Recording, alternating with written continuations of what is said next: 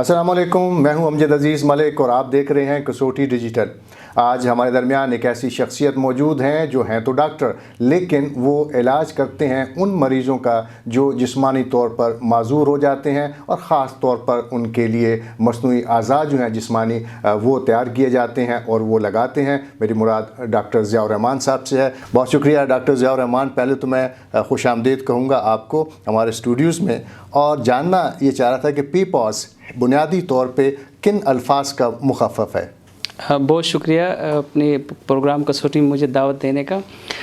P pass Pakistan institute of prosthetics and orthotic sciences یہ ایک ادارہ ہے جو حیدرآباد فیس 5 میں کام کر رہا ہے۔ یہ ادارہ جو ہے 1981 میں پاکستان اور جرمن گورنمنٹ کے تعاون سے بنا، اور اس ادارے کا بنیادی مقصد جو ہے جتنے بھی جسمانی معذور افراد ہوتے ہیں، چاہے وہ پولیو کے ہو، چاہے وہ پیدائشی ان کی ٹانگوں میں مسئلہ ہو، یا ان کے ٹانگیں کٹ چکے ہو کسی بھی وجہ سے، تو ایسے لوگوں کو پی پاس جو ہے وہ ریہیبلیٹیٹ کرتا ہے مختلف مصنوعی اعضاء کے ذریعے۔ دو چیزیں ہیں، ایک تو جیسا آپ نے پولیو کا ذکر کیا، اور کچھ تو ایسے واقعات پیش آتے ہیں لائک دہشت گردی کے اگر واقعات کی ہم بات کریں تو اس میں جسمانی اعضاء بالکل کٹ جاتے ہیں، تو کیا آپ جسمانی اعضاء جو ہیں اس کو کس طرح سے ریہیبلیٹ کرتے ہیں؟ کیا نئے اعضاء لگائے جاتے ہیں؟ ہاں، جس طرح آپ نے کہا کہ پولیو کے ہوتے ہیں یا کسی وجہ سے ٹانگیں کٹ جاتی ہے، وہ وجہ خواہ کوئی بھی ہو، تو مینلی جو ہے ہم دو طرح کی سروسز دیتے ہیں۔ ایک سروسز وہ ہوتی ہے جس میں ٹانگ جو ہے کسی وجہ سے مکمل طور پہ کٹ جائے، بم بلاسٹ کی وجہ سے ہو جائے، شوگر کی وجہ سے ہو جائے، یا کسی اور بیماری کی وجہ سے ٹانگ کٹ جائے، تو اس کو جو ہے مصنوعی اعضاء کے ذریعے ہم ریہیبلیٹیٹ کرتے ہیں۔ اس کے لیے مصنوعی اعضاء ہم خود بناتے ہیں، یہاں پہ کسٹم میڈ مصنوعی اعضاء ہمارے ادارے میں بنتی ہے۔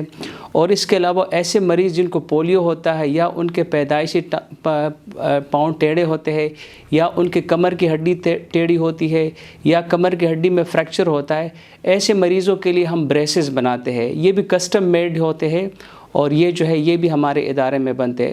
تو بنیادی طور پر دو قسم کے ہم سروسز پرووائڈ کرتے ہیں۔ ایک کو ہم اپنے اصطلاح میں پروستھیٹک کہتے ہیں، یا عام اصطلاح میں آپ اس کو مصنوعی اعضاء کہہ سکتے ہیں۔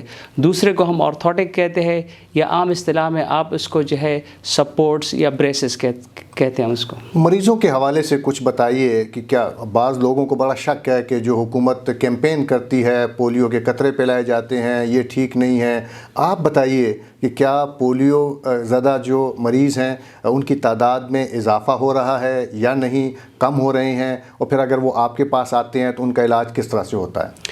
سب سے پہلے تو میں یہ کہوں گا کہ یہ جو ایک ابہام ہے پولیو کے قطرے کے حوالے سے، تو اس میں کسی قسم کی کوئی صداقت نہیں ہے۔ پولیو کے قطرے پلانے چاہیے، کیونکہ اگر ہماری تھوڑی سی لا علمی کی وجہ سے ہم ان کو پولیو کے قطرے نہیں پلائیں گے تو یہ بچہ جو ہے مستقل معذوری کا شکار ہو جاتا ہے۔ ہمارے پاس جو مریض آتا ہے یہ وہ بچے ہیں جن کو پولیو کے قطرے نہیں پلائے گئے ہوتے ہیں، جس کی وجہ سے یہ ایک مکمل مستقل معذوری میں مبتلا ہوتے ہیں۔ تو پہلے تو یہ ہے کہ میری آپ کی چینل کی توسط سے تمام والدین کو، تمام لوگوں سے میری درخواست ہے کہ وہ اپنے بچوں کو باقاعدگی سے پولیو کے قطرے پلائیں۔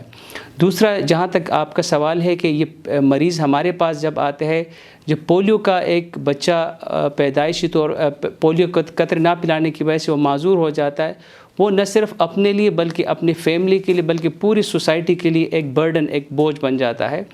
تو یہ ہے کہ اس طرح کے مریض ہمارے پاس کافی آتے ہیں، اور ہم ان کو جو ہے تھرو بریسز سپورٹ کے ذریعے ہم ان کو ریہیبلیٹیٹ کرتے ہیں، اور ہم ان کو معاشرے کا جو ہے ایک پروڈکٹیو وہ بناتے ہیں، productive person of the society ہم اس کو بناتے ہیں۔ اور دہشت گردی جب ہوئی، چونکہ ہم نے 15-16 سال دہشت گردی میں گزار دیے، تو کیا مریضوں کی تعداد میں اضافہ دیکھنے میں آیا تھا؟ ایگزیکٹلی جس طرح جو ہے میں نے پہلے کہا تھا کہ ہم جو پروستھیٹک ہے، جو مصنوعی اعضاء ہم لگاتے ہیں، مصنوعی ٹانگیں لگاتے، تو پچھلی جس طرح کے لاسٹ 2 ڈیکیڈ جو ہے ہمارا دہشت گردی میں گزرا، وار اگینسٹ ٹیررزم کی وجہ سے ان لوگوں کی تعداد میں بہت زیادہ اضافہ ہو گیا تھا۔ اگر آپ آج سے کچھ 10 سال پہلے چلے جائے تو پشاور کا ماحول ایسا ہوتا تھا کہ اگر مہینے میں نہیں تو کم از کم جو ہے کچھ عرصے بعد کوئی نہ کوئی بلاسٹ ہوا کرتا تھا، ہر روز 3 دھماکے ہر روز ایگزیکٹلی ہوتے، جس کی وجہ سے ان کی تعداد ڈراسٹکلی انکریز ہو گئی، بہت زیادہ ہو گئی. اور یہ ایسی ایمپوٹیشن اگر ہو جائے، ٹانگ کٹ جائے، تو وہ مکمل معذوری ہوتی ہے. تو اس طرح کے بچوں کی، اس طرح کے لوگوں کی بڑی تعداد ہمارے پاس PPOS آتے تھے اور ہم ان کو ریہیبلیٹیٹ کرتے تھے اور ان کو مصنوعی ٹانگیں، مصنوعی اعضاء لگاتے تھے، جس کی وجہ سے وہ اپنے روٹین کی ایکٹیویٹیز کرتے ہیں. اور ڈاکٹر صاحب یہ فرمائیے کہ مریضوں کا علاج کیا مفت ہوتا ہے؟ اور یہ ادارہ جو ہے یہ حکومت پاکستان کا ادارہ ہے، حکومت خیبر پختونخوا کا ادارہ ہے؟ بالکل جی، یہ ادارہ جو ہے حکومت پاکستان کا ادارہ ہے اور ہم جو ہے صحت سہولت پروگرام کے ذریعے ہم ان مریضوں کو فری سروسز دیتے ہیں. اس وقت جو ہے ہم حکومت خیبر پختونخوا کے بہت مشکور ہے کہ انہوں نے صحت سہولت پروگرام میں اس ایریا کو کور کیا ہوا ہے، جو پروستیٹک ایریا اس کو کور کیا ہوا ہے. اور اس کے علاوہ بیت المال ہے، وہ ہمیں سپورٹ کرتا ہے. تو ایٹ دا اینڈ پیشنٹ کو یہ سروسز فری آف کاسٹ ملتے ہیں. اور یہ جو مصنوعی اعضاء ہیں کیا وہ مقامی طور پر تیار ہوتے ہیں یا کسی بیرون ملک سے منگوائے جاتے ہیں؟ یہ مصنوعی اعضاء کے بننے کے مختلف مراحل ہوتے ہیں.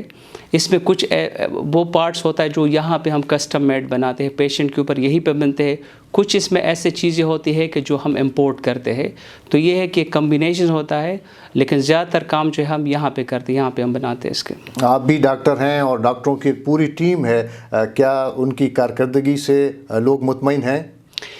دیکھیے جی، ڈاکٹر جو ہے اپنے لیول پہ، ہر ڈاکٹر اپنی لیول پہ جو حد تک کوشش کرتا ہے کہ وہ بیسٹ سے بیسٹ سروسز پرووائڈ کرے.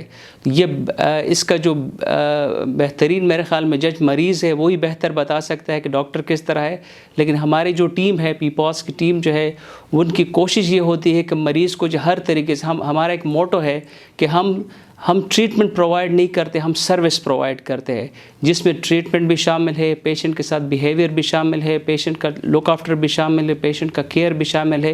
تو یہ ساری چیزوں کو مل کے ہم نے اس کو ریہیبلیٹیشن سروسز کا نام دیا ہوا ہے. صرف علاج نہیں کہ ہم اس کا علاج کرتے ہیں، بلکہ ہم اور چیزوں کا بھی خیال رکھتے ہیں کہ مریض آئے، اس کو ٹائم پہ اس ڈاکٹر اس کو دیکھتا ہے اور اس کی جو ضرورت ہے، اس کی جو ریکوائرمنٹ ہے، وہ ٹائملی اس کو جو ہے مینیج کرتا ہے. تو ہمارے حساب سے جو PPOS کا ادارہ ہے، اس کی پوری کوشش ہوتی ہے کہ مریض ہر لحاظ سے مطمئن ہو کے ہمارے ادارے سے جائے. ڈاکٹر صاحب ہمارے ناظرین کو یہ بھی بتائیے کہ جن مریضوں کو مصنوعی اعضاء لگا دیے گئے تو کیا وہ عام انسانوں کی طرح زندگی بسر کر سکتے ہیں؟ بالکل جی، ایسے ہمارے پاس بہت سارے کیسز ہیں کہ پیشنٹ کو جب ہم مصنوعی اعضاء لگاتے تھے تو وہ عام نارمل بندے کی طرح اپنی زندگی گزارتے ہیں. وہ اپنے روزگار کرتے ہیں، اپنی فیملی کے لیے جو ہے کمائی کرتے ہیں، اپنی ایجوکیشن کو کنٹینیو کرتے ہیں اور اس طرح جو ہے وہ معاشرے کا ایک منفرد، جس طرح عام فرد معاشرے کے لیے کنٹریبیوٹ کرتا ہے، وہ بھی اسی طرح عام نارمل لوگوں کی طرح معاشرے کو کنٹریبیوٹ کرتے ہیں. بہت شکریہ ڈاکٹر ضیاء الرحمان کہ آپ کسوٹی ڈیجیٹل کے مہمان بنے اور آج آپ نے بہت مفید معلومات ہمارے ناظرین کے ساتھ شیئر کی. ہمیں امید ہے کہ ڈاکٹروں کی جانب سے خدمت کا یہ جذبہ بھی جاری رہے گا اور جیسا کہ آپ نے پولیو کے حوالے سے بتایا، وہ بھی ہم اپنے ناظرین کو، اپنے یہ پروگرام دیکھنے والوں کو کہیں گے کہ ضرور پولیو کے قطرے پلانے پر اعتراض کرنے کی بجائے پولیو کے قطرے، اس سے بچاؤ کے جو قطرے ہیں وہ ضرور پلانے چاہیے تاکہ ہم معذوری سے بچ سکیں.